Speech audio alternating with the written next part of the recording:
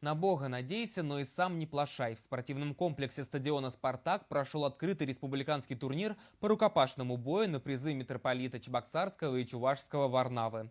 За ходом поединков внимательно наблюдал наш спортивный корреспондент Вячеслав Ильин. Сразиться за награды от владыки Варнавы в искусстве русского рукопашного боя в специализированном зале Чебоксарской спортшколы «Спартак» собрались около 150 юных спортсменов не только из Чувашии, но и гости из Нижегородской области и республики Мариэл. Ребятам в возрасте от 10 до 17 лет предстояло разыграть 22 комплекта наград в 4 возрастных группах.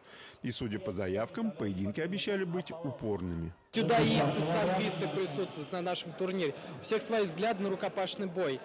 Очень интересные схватки получаются, так как техники у всех разные видов спорта.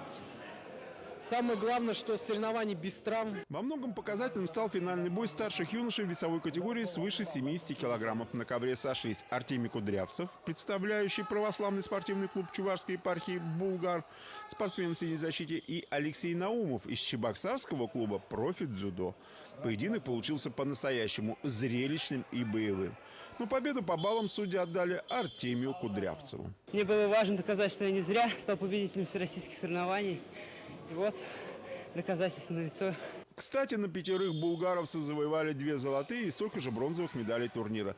Так что спортсменам не стыдно было смотреть в глаза своему духовному наставнику, настоятелю прихода Николая Чудотворца, отцу Сергию. Следующий год у нас такие планы. Мы вступаем в Федерацию рукопашного боя и будем проводить уже всероссийские соревнования на призы митрополита Варнавы. Традиция будет продолжаться, я думаю, уже 3-й, 4-й, 5-й, как Богу угодно будет. В неофициальном командном зачете Кубок митрополита Варнавы завоевала команда 1-й Новочебоксарской спортшколы.